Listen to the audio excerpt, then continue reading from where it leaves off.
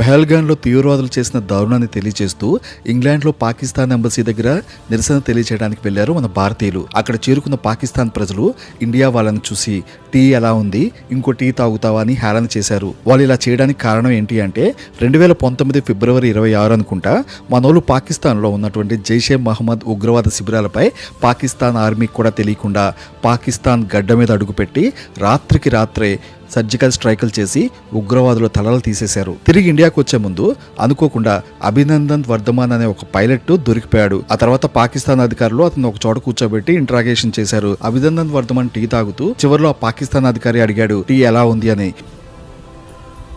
I hope you like the tea. The tea is fantastic. Thank you. Okay. The tea was fantastic అని చెప్పాడు. ఆ రోజు తలలు లేపేసి వచ్చినటువంటి ఇండియా గొప్ప, టీ ఇచ్చి పంపించేసిన పాకిస్తాన్ గొప్ప.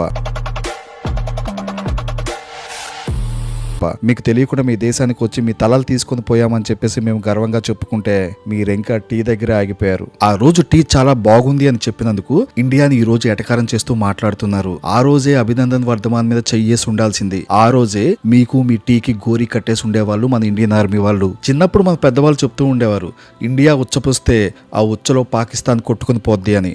ఉచ్చపోసే సమయం వచ్చేసింది. మనోళ్ళేం తక్కువ తినలేదు. మీరు టీ గురించి మాట్లాడుతున్నారు కానీ మీ గుద్ద కడుక్కోవడానికి కూడా నీళ్లు లేవు కదా. టీ ఇంకేం తాగుతారా